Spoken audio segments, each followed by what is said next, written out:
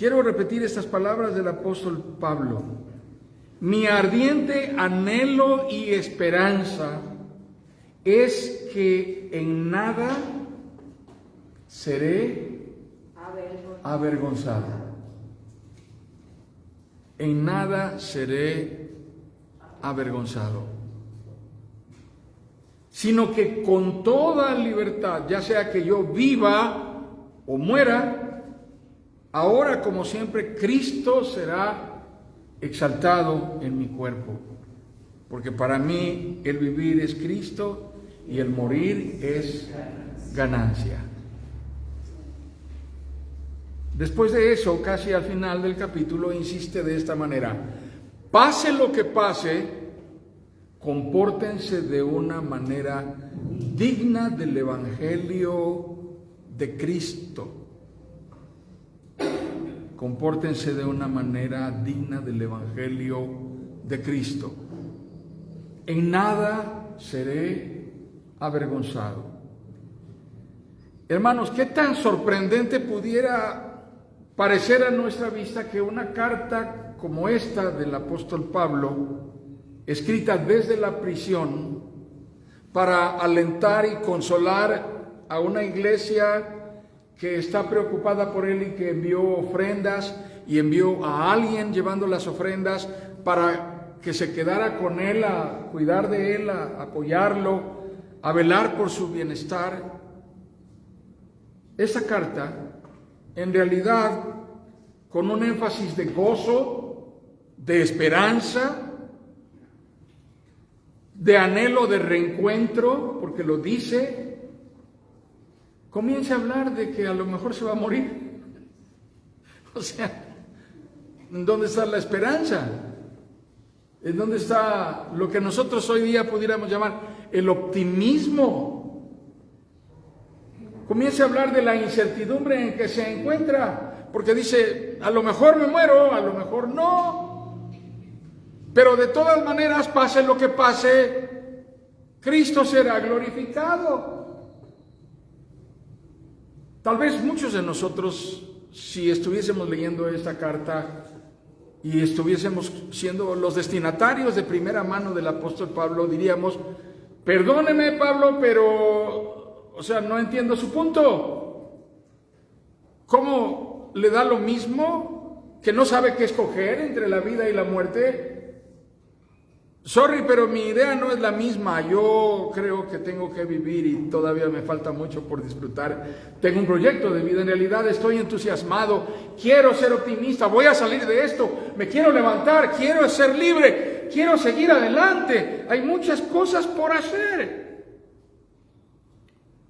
Pero hay dos asuntos esenciales en esto que el apóstol Pablo está exponiendo. Esta es la profundidad de lo que podemos leer después de 2 o 3 veces que hemos pasado por este pasaje. Dos asuntos esenciales y son inherentes a lo que mueve, a lo que sostiene y a lo que determina radicalmente la vida del apóstol Pablo. Pero que no es solamente en el caso de Pablo, allá, sino que es la circunstancia y la realidad de cada creyente en Jesucristo.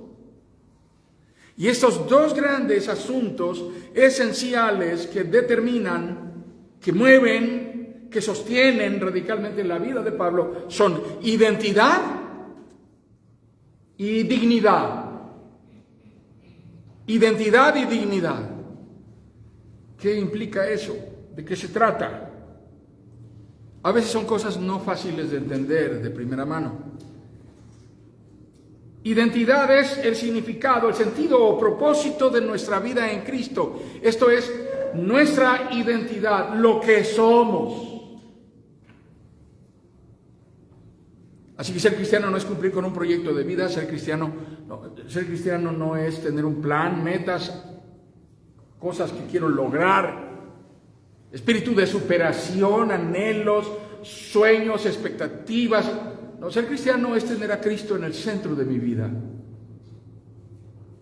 para que lo que quiera que sea que he de vivir, cualquiera que sea el trayecto que me toque transcurrir, Cristo siga siendo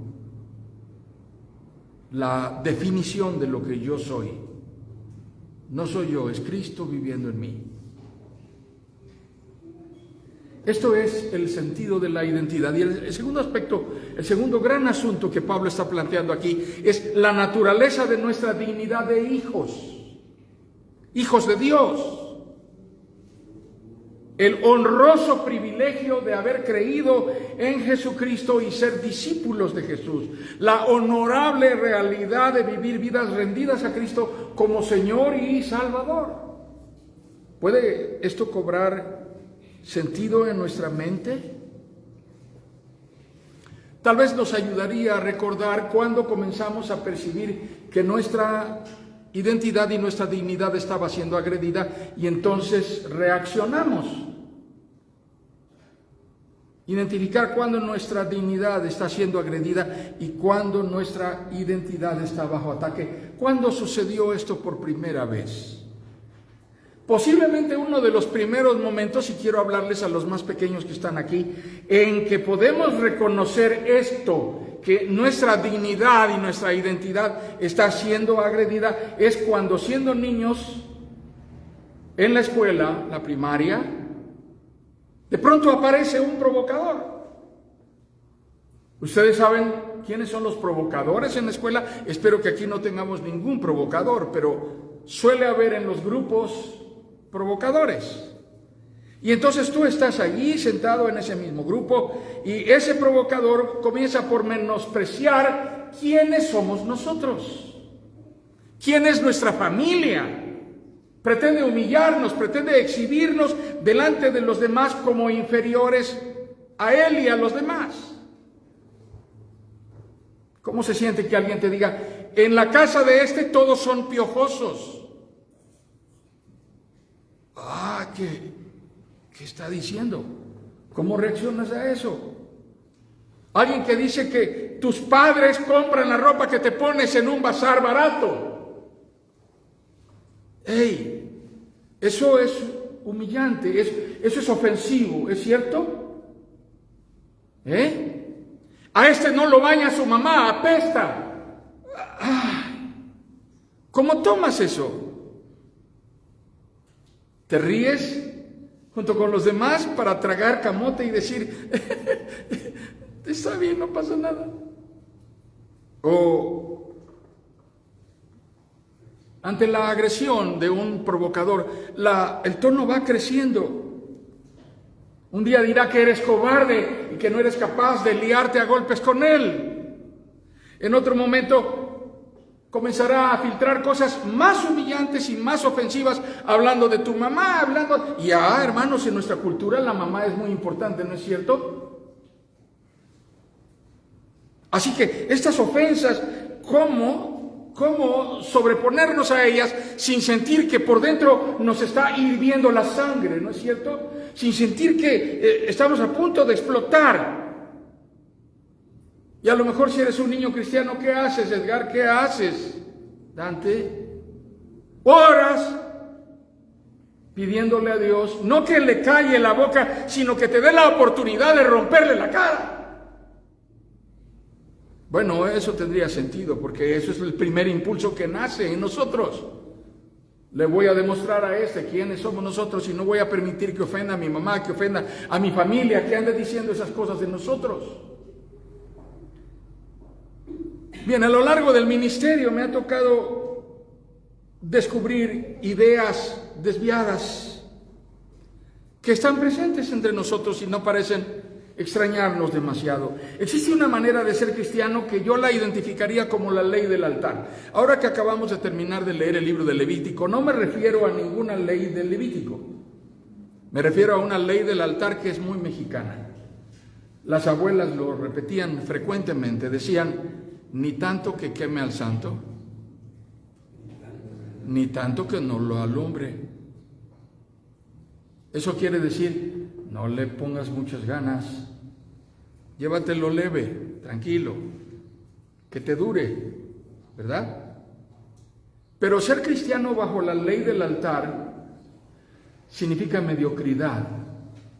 significa no tener ningún tipo de compromiso con Dios, significa una forma de cristianismo light en donde cada quien es su propio Señor y Cristo solamente es un elemento decorativo en tu vida para que tú vayas delante de los demás y les digas que eres cristiano, sin que verdaderamente asumas una verdadera identidad cristiana. Ahora, el extremo opuesto de esto es asumir que ser cristiano verdaderamente tiene que ver, como en el Antiguo Testamento, con cumplir normas, rituales, tradiciones. Esto aún en nuestros tiempos prevalece hasta hoy, siendo protestantes. En algunas circunstancias pareciera que solamente cambiamos la parroquia por el templo protestante, pero terminamos viviendo nuestra devoción de la misma manera como se acostumbraba en la religión popular, creyendo que compramos el favor de Dios con ciertos ritos y con ciertas fórmulas. Así que algunas personas podrían venir a nuestra congregación, Emanuel, y ver que nadie de ustedes trae himnario, y eso es pecado para algunos. ¿Cuántos himnarios hay aquí, hermanos? Nadie trae himnario. Eso no es del Señor. No me gusta ir a esa iglesia. Ya hemos oído esa crítica alguna vez. Alguien vino y dijo, no me gusta ir ahí porque ahí no usan himnario. Proyectan los himnos en la pantalla. Y eso a mí no me parece espiritual. ¿Ok? Es respetable. Pero el problema está en que alguien piensa que ser cristiano es tener himnario. Y que ser espiritual es venir al templo con himnario. Es como parte de una penitencia, venir cargando el himnario cada domingo. Eso nos santifica un poco más. Nos hace más consagrados al Señor, más perfectos, mejores que otros, como esos de allí, que ni siquiera llevan himnario. Sí, bajo ese criterio llegamos a ser tan radicales con nuestra idea de los modos, de las fórmulas, tan legalistas, que podríamos concebir el reino de Dios como una especie de espacio limitado a donde solamente nosotros cabemos y estamos. El reino de Dios, Señor soberano de todo, pero solamente en mi circunscripción, y lo que yo alcanzo a ver es lo que yo percibo. Yo no reconocería con mucha facilidad que Dios está cumpliendo su propósito de redención fuera de mi universo religioso. En ocasiones ese mismo orgullo insano que mostrábamos cuando éramos niños reaparece cuando ya somos mayores y siendo creyentes nos vemos heridos en nuestro celo religioso y nos enfundamos desde una trinchera sustentada en la vanidad, en la soberbia denominacional o en la soberbia doctrinal para enfrentar a otros. Pero desafortunadamente el celo o el orgullo denominacional no garantiza una vida que honra a Dios. Y esto es así porque se puede ser doctrinalmente correcto, creer doctrinas que son correctas y sanas y al mismo tiempo vivir una vida mediocre espiritualmente hablando, no siendo un reflejo de la verdadera identidad y de la verdadera dignidad cristiana. Es una forma de vida que no es coherente. No es coherente porque no hay congruencia entre lo que se dice creer y lo que se vive. ¿Podemos entender la seriedad de esto? Todas estas formas de entender nuestra vida en Cristo son al mismo tiempo maneras en las cuales denigramos nuestra identidad y nuestra dignidad como discípulos de Cristo. Preguntémonos si en realidad es solo de eso de lo que depende toda nuestra honra, nuestro privilegio, nuestra dignidad, nuestra identidad como creyentes en Jesucristo. En realidad mi dignidad y mi identidad como creyente en Jesucristo depende de que yo cargue con un himnario, o depende de que yo vaya al templo, a un determinado templo, porque es posible que estemos pensando y estemos fundando nuestra identidad y nuestra dignidad en algo que no es Cristo. Y todo esto es valioso, incluso traer el himnario, siempre y cuando Cristo siga siendo el soporte, el motor, el principal enfoque central de nuestra declaración de fe. En estos dos factores determinantes y esenciales que está exponiendo el apóstol Pablo a lo largo de toda la epístola a los filipenses, hay una inmensa demostración de su condición personal. ¿Qué es lo que está revelando Pablo cuando leemos en el capítulo 1? Sea que yo viva o sea que yo muera, cualquiera que sea la situación o el desenlace final, Pablo lo que está expresando, amados hermanos, es su condición personal de riesgo. Está hablando de su exposición, está hablando de su vulnerabilidad. ¿Ha estado pasando algo en nuestro alrededor que nos ha hecho sentir vulnerables? Hemos estado viviendo circunstancias que nos pueden apesadumbrar, que nos amenazan y nos hacen pensar que estamos en riesgo.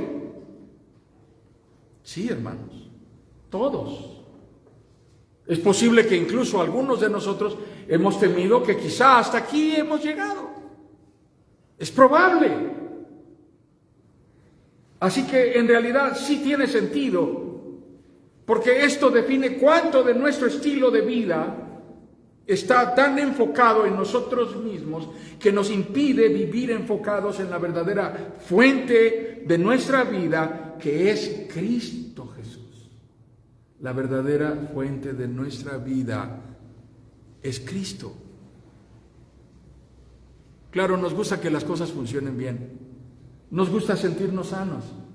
Nos gusta levantarnos en la mañana y exhalar aire sin sentir inflamados los pulmones, sin sentir que nos duele la cabeza, sin tener fiebre, sin sentir escalofríos, sabernos sanos, sin necesidad de ir a un laboratorio para que nos dé un papel y nos diga que estamos sanos. Sí, hay una forma de certidumbre respecto de nuestra identidad y de nuestra dignidad como hijos de Dios y como creyentes en Jesucristo, que no depende de que respiramos bien, ni de que no tenemos dolor de cabeza, ni fiebre, ni dolor de cuerpo, ni escalofríos, ni de ningún laboratorio. ¿Y entonces de qué depende? Depende de que Cristo vive en mí y mi vida está entregada a Cristo, sea que vivamos o que muramos. Somos del Señor. Somos del Señor. Para mí el vivir es Cristo y el morir es ganancia. Dos formas de entender la vida deben estar enfocadas en lo que es prioritario para Dios, según el cumplimiento del propósito de Dios. Aquí de manera contundente, de manera señalada, se revela cuál es el verdadero motor de nuestra existencia. Al no estar enfocados para vivir una vida centrada en Cristo, permaneceremos anclados a las circunstancias, a la transición que estamos viviendo. Permaneceremos sujetos y esclavizados por el acaso. ¿Y si me muero? El acaso es eso. ¿Y si no sano? ¿Y si ya me quedan atrofiados los pulmones? ¿Y si ya no se me va a quitar nunca el dolor de cabeza? ¿Y si ya contagié a toda mi familia? ¿Y si? Nuestros signos vitales no deben estar marcados bajo ninguna circunstancia, ni por la angustia, ni por la desesperanza, ni por la desesperación. Eso no es otra cosa que una forma de vida que se encuentra centrada en mí y en lo que está pasando a mi alrededor, pero no está centrada en Cristo. Porque cuando mi vida está centrada en Cristo, mi identidad y mi dignidad están totalmente en dependencia completa, absoluta de Él. Y lo que Dios determine estará bien. Lo que Dios determine estará bien. Porque la voluntad de Dios es agradable y perfecta. Nuestros signos vitales están marcados por la angustia, por la desesperación. Y eso no es otra cosa que la forma de vida en la que se encuentra el mundo que no conoce a Dios. Pero nuestra vida, dice el apóstol Pablo en Colosenses capítulo 3, está escondida con Cristo en Dios. Así que la manera en que denigramos nuestra identidad en Cristo está íntimamente relacionada con cuán enfocados estamos en nosotros mismos, viviendo para nosotros mismos y no para Cristo. Es decir, sirviendo a nuestro propio y egoísta proyecto de vida y no viviendo para que Cristo sea glorificado en mí. Dignidad e identidad en Cristo están indisolublemente ligadas entre sí. No se pueden separar. Eso significa que nadie puede ser un digno discípulo de Cristo sin verdaderamente pertenecerle a Cristo. No podemos ser discípulos de Cristo sin haber rendido antes nuestra vida a Cristo, sin haber hecho que nuestro yo esté crucificado con Cristo. Pablo dice, con Cristo estoy juntamente crucificado.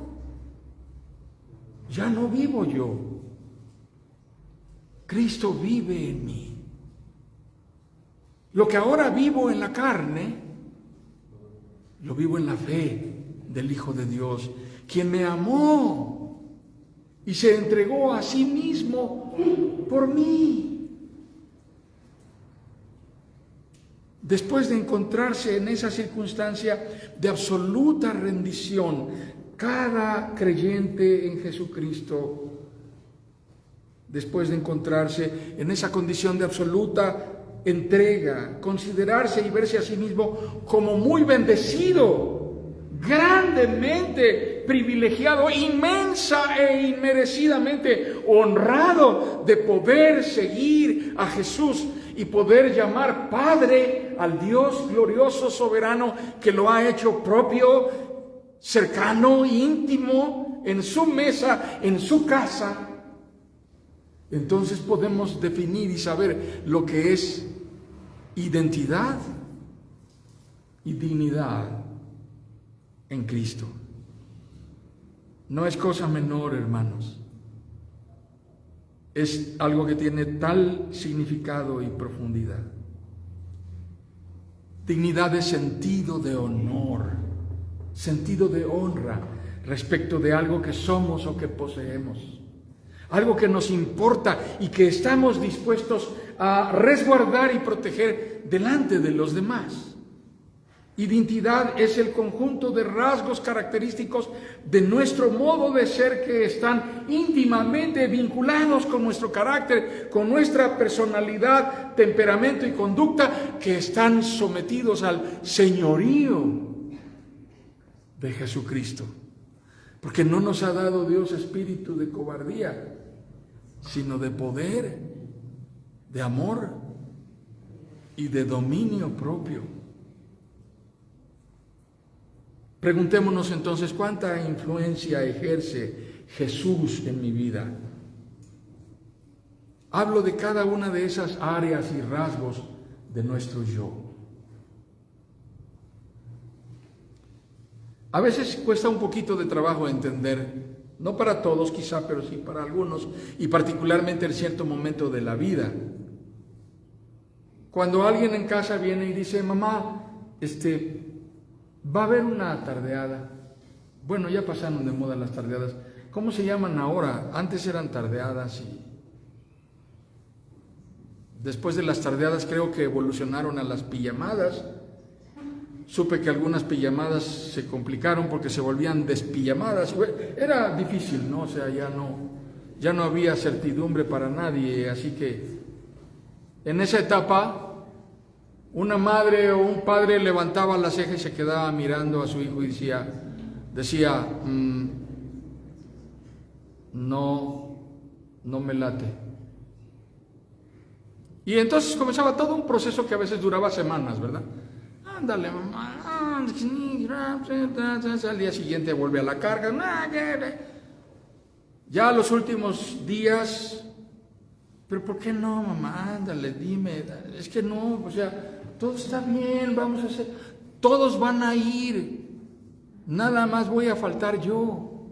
¿Alguien oyó ese argumento alguna vez? Todos van a estar allí, menos yo. O sea, qué oso. Y la última etapa de ese proceso complicado era que alguien se encerraba en un cuarto, no le dirigía la palabra a nadie, golpeaba las cosas, las azotaba, no hacía caso y finalmente llegaba la hora del día y se presentaba ya vestido o vestida, listo. O sea, ¿en verdad no me vas a dejar ir? O sea, como diciendo, lo que estás haciendo es... O sea, estás atentando contra tu vida, madre. ¿Verdad? Date cuenta del ridículo que estás haciendo, mamá. Y entonces la madre contestaba con esa serenidad, esa paz que a veces hace que exploten los volcanes de todo temperamento alrededor. Y la madre decía, sí, mijita, no vas. No vas, mamita, porque mira... Una cosa es lo que todas las demás mamás quieren hacer con sus hijitos, pero tú eres mi hija, tú eres mi hijo y ningún hijo mío va a andar perreando ni a andar sacudiendo el bote allá en donde todos los demás andan haciendo esas exhibiciones porque eres mi hija. Punto. El tema se acabó. No sé si alguien aquí oyó una cosa parecida a esa. ¿O alguien aquí dijo una cosa parecida a esa? Pero lo que te están enseñando al hacer eso, al marcar un límite, al establecer una línea que no debe ser rebasada, lo que te están enseñando no solamente es a obedecer una regla, una norma, una orden, te están enseñando identidad y dignidad. Lo que tú haces revela lo que tú eres. Identidad y dignidad. Amados hermanos, salgamos de aquí y vivamos como verdaderos creyentes de Jesucristo, que no se avergüenzan de que el mundo lo sepa. Vivamos como verdaderos hijos de Dios, con dignidad y con una identidad marcada por Cristo, porque Él es el Señor de nuestras vidas.